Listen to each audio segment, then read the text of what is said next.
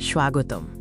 আজ আমরা quantum size effect এবং কোয়ান্টাম কনফাইনমেন্ট নিয়ে বাংলায় আলোচনা করব।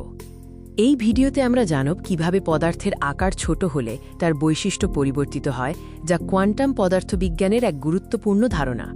কোয়ান্টাম দুনিয়া হল ক্ষুদ্র কণার জগৎ, যেখানে আমাদের পরিচিত ক্লাসিক্যাল পদার্থবিজ্ঞানের নিয়মগুলো কাজ করে না। এখানে কণার আচরণ রহস্যময় এবং আকর্ষণীয়।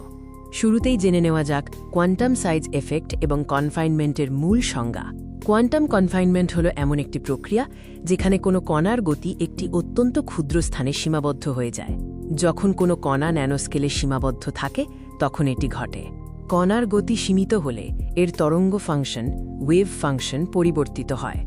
এটি কণার আচরণকে নাটকীয়ভাবে প্রভাবিত করে, কারণ কণা এখন শুধু অনুমোদিত শক্তিস্তরগুলিতেই থাকতে পারে।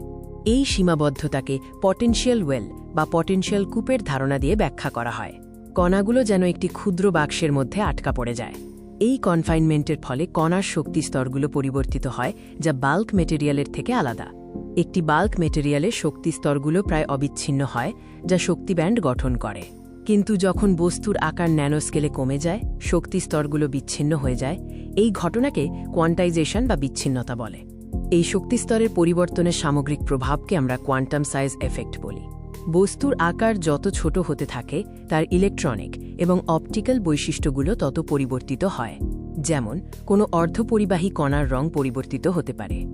কোয়ান্টাম কনফাইনমেন্টের ফলে ব্যান্ড গ্যাপ বা শক্তি ব্যান্ডগুলোর মধ্যেকার ব্যবধান বেড়ে যায়, যা বস্তুর অপটিক্যাল এবং ইলেকট্রনিক বৈশিষ্ট্যকে প্রভাবিত করে। এই ধারণাটির বাস্তব জীবনে অনেক গুরুত্বপূর্ণ প্রয়োগ রয়েছে।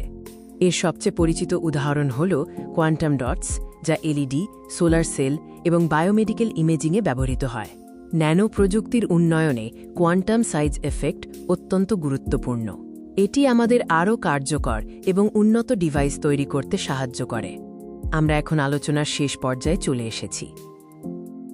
সংক্ষেপে, কোয়ান্টাম কনফাইনমেন্ট ক্ষুদ্র স্থানে কণার গতিকে সীমাবদ্ধ করে, যার ফলে কোয়ান্টাম সাইজ এফেক্ট ঘটে এবং বস্তুর বৈশিষ্ট্য পরিবর্তিত হয়।